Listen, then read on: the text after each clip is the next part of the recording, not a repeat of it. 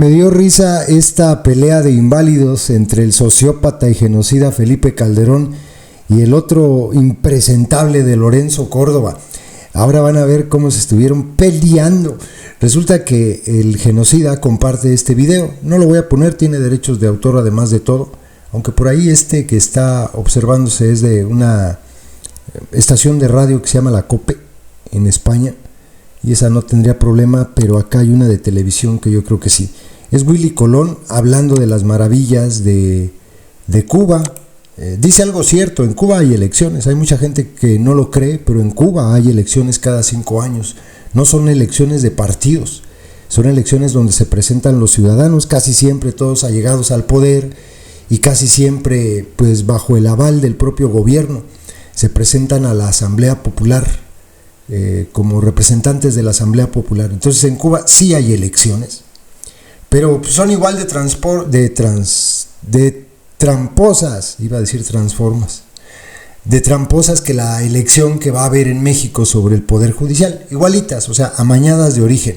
Entonces esta persona, muy mona, dice ella, publica este video y dice, y por eso llevan ganando las elecciones más de 60 años. ¿Qué chanchullos tendría este podrido en Cuba? Vaya.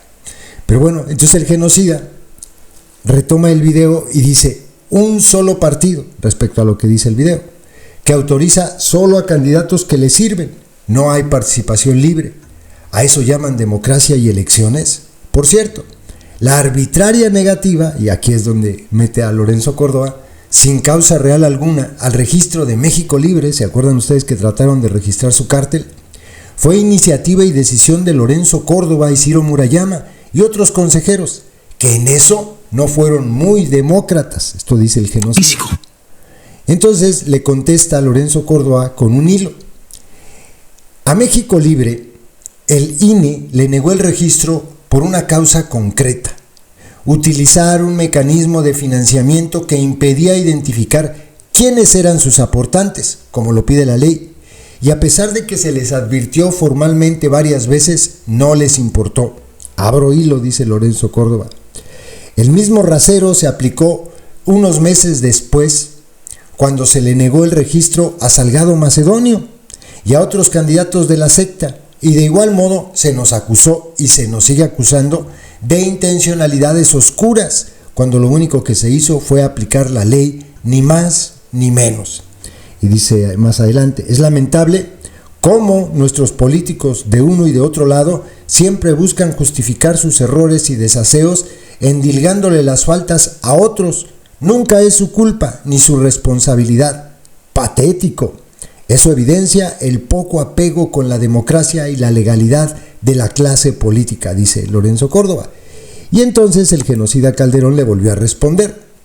Mientes, Lorenzo Córdoba, cuando dices que no se podía identificar a los donantes. Se exhibía copia de credencial para votar, carta bajo protesta de decir verdad del donante, recibo georreferenciado del donativo, incluso exhibimos fotografías de las propias tarjetas. Eran los donativos más rastreables en política. Dadas las facultades de fiscalización del INE, que de haberlo necesitado, hubieran podido usar. No hay excusa. La causa que invocaron era que los donativos de tarjeta de crédito mostraban solo 4 dígitos, lo cual deriva de una norma bancaria. Jugaron conforme a sus prejuicios ideológicos y sus intereses, no conforme a la ley. Fíjense, entiendan esto, es que es de locos. Está acusando a Lorenzo Córdoba de ser, pues sí, de la oposición al cártel que pretendían ellos abrir. No sé si se refiere a ser panistas, o a ser de la secta, o a ser priistas, pero de eso lo está acusando, y que con base en su ideología, esa, de que son afines a algún partido político, le negaron el registro a su cártel. A mí, la verdad, una de las más grandes alegrías que he sentido en la vida fue que le negaran el registro a su cártel. De verdad, estos tipos, él y la Calderona, no deberían seguir en la política. El genocida Felipe Calderón provocó un daño terrible e irreparable en México. Estamos viviendo todavía las consecuencias de eso. La otra, la Calderona, pues por ser ella la esposa del presidente en ese momento, protegió a su familia durante una de las tragedias más terribles en la historia de nuestro país.